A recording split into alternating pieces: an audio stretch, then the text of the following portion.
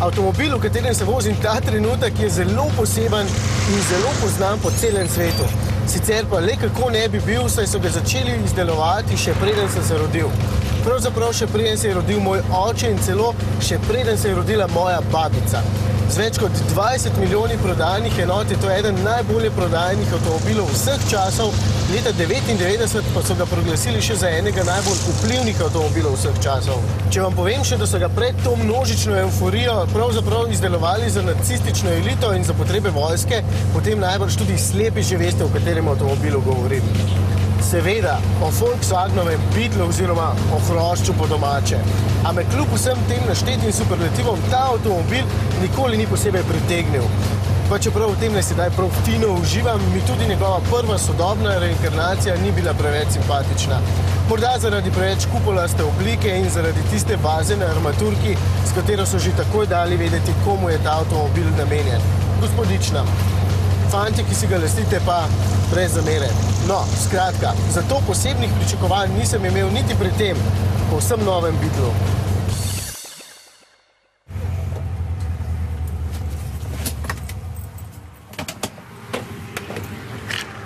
Ampak sem si premislil takoj, ko sem ga prvič videl užival in še bolj potem, ko sem se z njim zapeljal.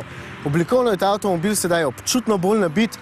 Zadnji del me spominja na ameriške hot rode, sprednje luči so pa prav takšne kot na 911-ki. Najbolj pomembno pa je, da tule znotraj ni več vazice.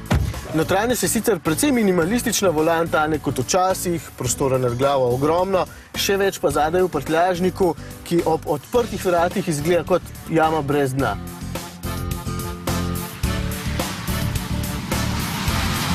Ampak ta Beetle mi je pravzaprav najbolj všeč zaradi tega, ker je zabaven. Vožnja z njim je res prijetna. V tej najmočnejši izvedbi turbo je sicer malo bolj trda, ampak je avtomobil dovolj drugačen, da se v njem počutiš posebno. In to je glavni namen. Drugače si pač omislite golfa, če vam je zgolj do premikanja med točkami, je zelo podoben.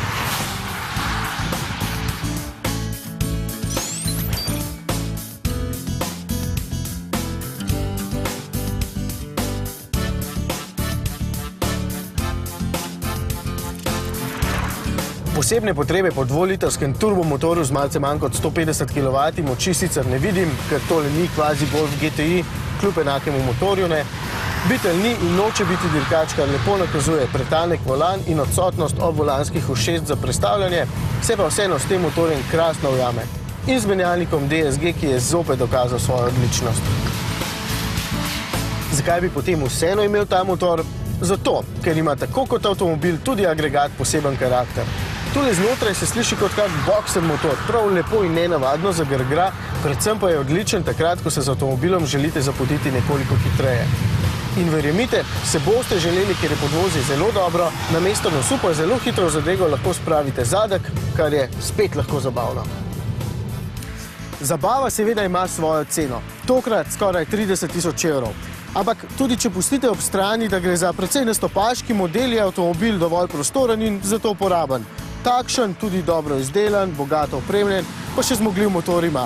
Zato se mi zdi cena povsem realna, sploh glede na količino pogledov, ki jih boste deležni.